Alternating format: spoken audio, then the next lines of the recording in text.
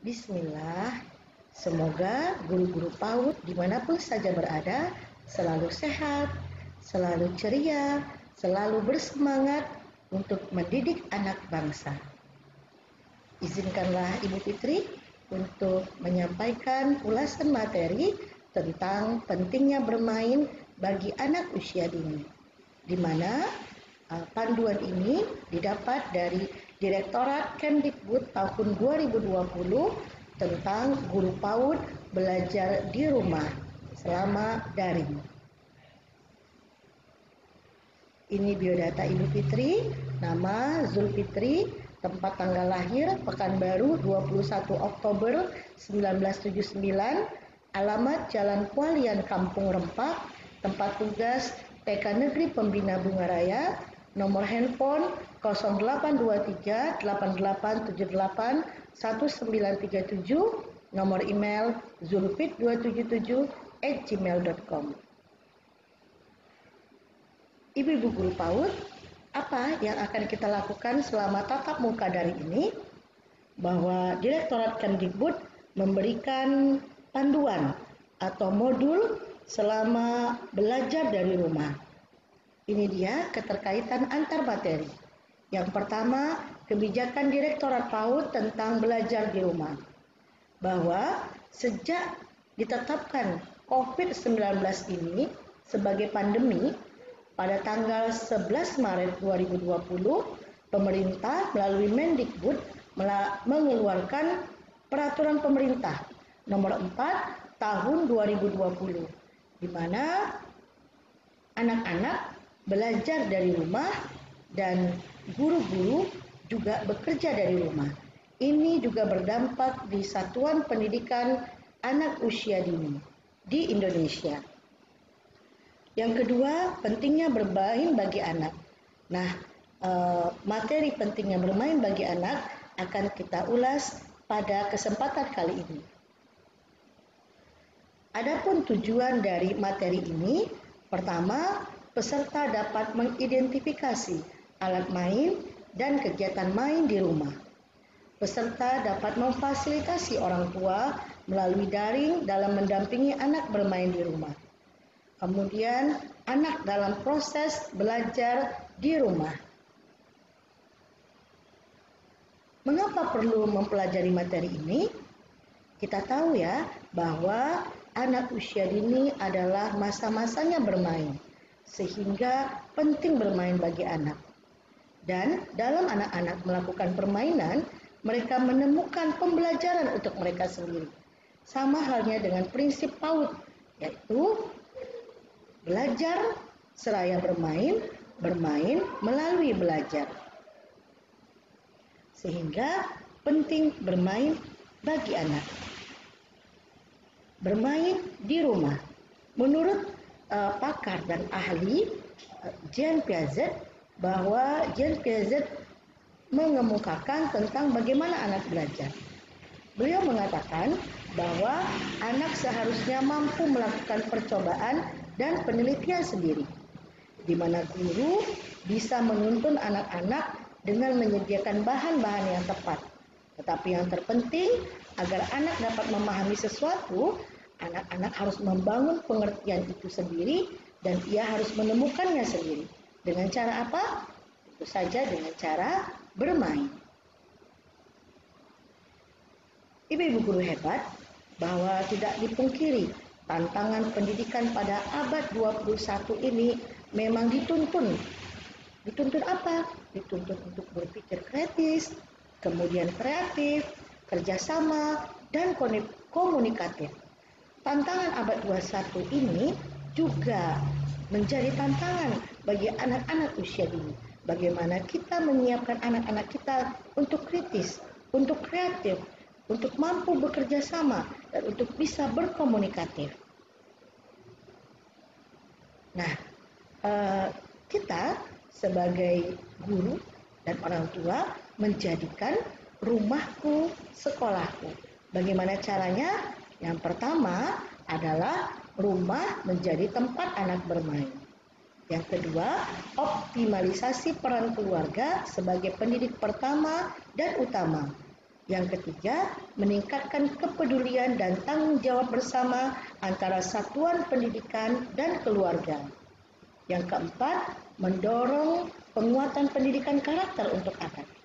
Yang kelima, adanya keterpautan antara yang dilakukan oleh satuan PAUD dan di rumah, sehingga connect, terhubung. Anak-anak jadi tidak bimbang dan tidak ragu bahwa aturan-aturan yang ditetapkan di sekolah juga diterapkan di rumah.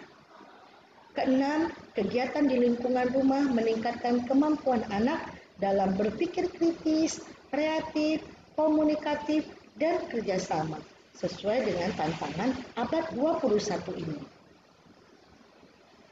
Nah, ibu guru hebat, di mana ya anak-anak bisa bermain?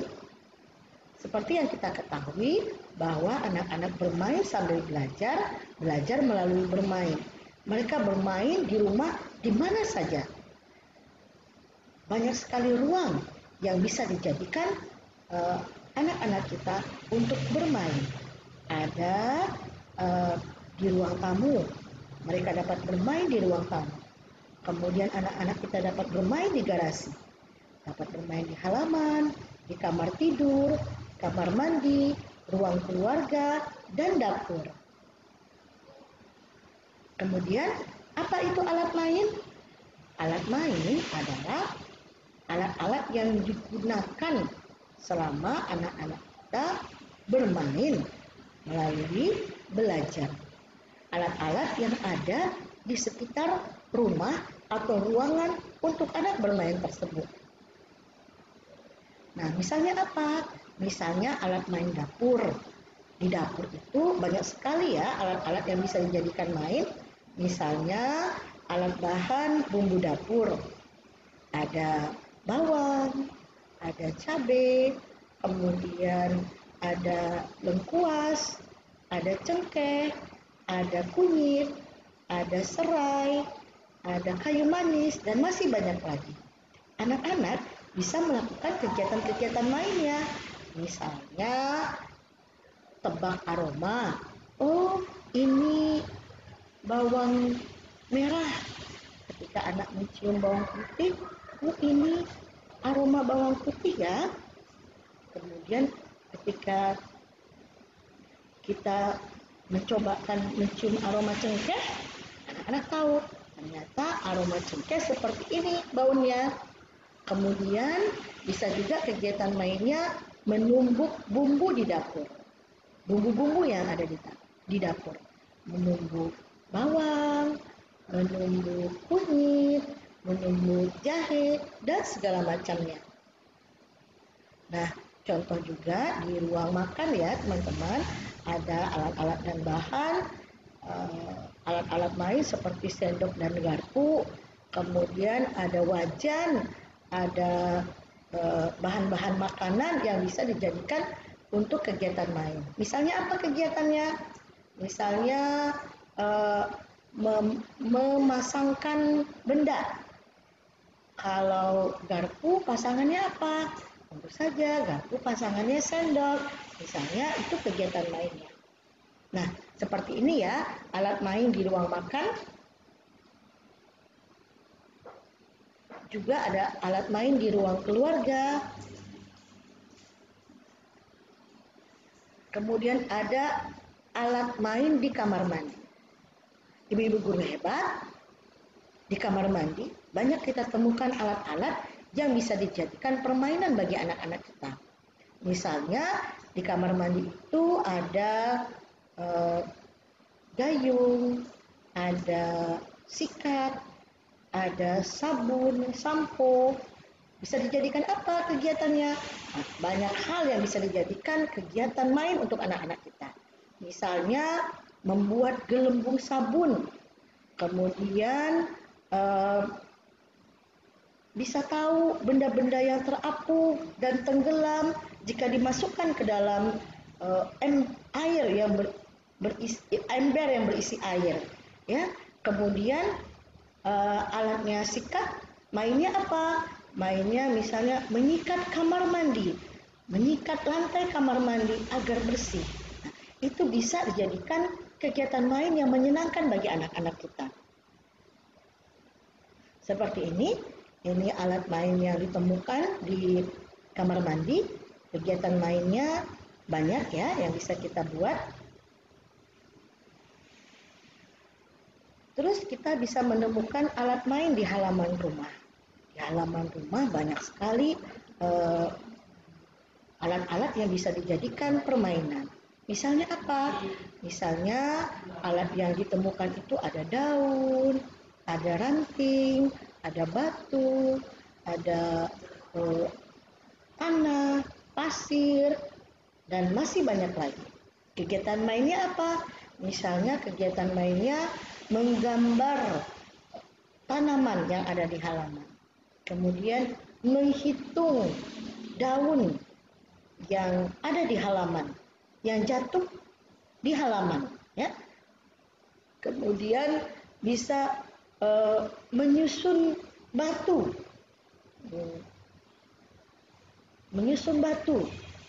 seperti pensil, ya. Kemudian menghitung ranting yang jatuh dari pohon jatuh ke halaman. Nah, kemudian apalagi misalnya teman-teman yang hebat, ada juga alat main di kamar tidur. Contohnya kita bisa menemukan bahan dan alat yang ada di kamar tidur. Ada selimut, ada bantal, guling, kemudian ada gantungan baju, ada tempat tidur, ada kaos. Nah, kegiatan mainnya apa? Kegiatan mainnya banyak ya.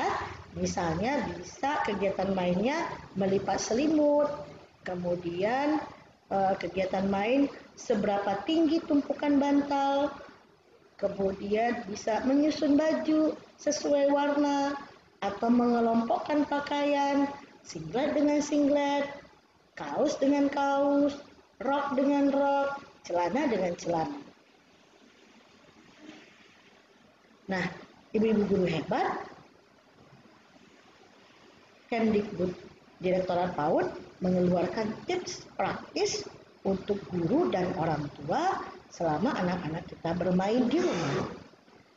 Tips praktis untuk guru dan orang tua, pertama, bermain harus disesuaikan dengan kemampuan anak.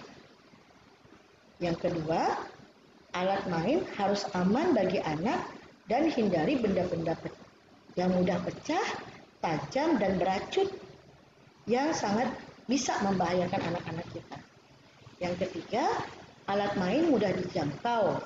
Jika benda-benda diletakkan dalam jangkauan anak, maka rumah telah memberikan pesan, aku bisa melakukannya sendiri. Yang keempat, usahakan agar orang tua melakukan kegiatan rutin harian. Yang kelima, ciptakan suasana bermain yang menyenangkan bersama anak di rumah. Yang keenam, tidak memaksakan anak apabila anak tidak berminat untuk bermain. Selanjutnya, bersikaplah sabar dan suportif ya teman-teman. Yang kesembilan, jadilah contoh bagi anak karena anak akan meniru apa yang dilakukan oleh orang dewasa. Yang kesepuluh, libatkan anak dalam kegiatan sehari-hari di rumah.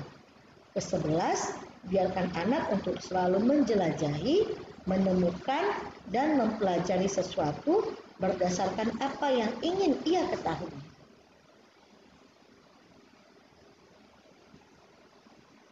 Nah, banyak sekali ya kegiatan-kegiatan main yang bisa merangsang anak-anak kita untuk berkembang dengan baik selama mereka berada di rumah.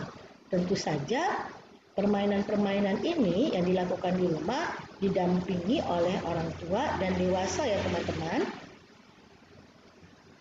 Seperti ini, aku pandai bertanam.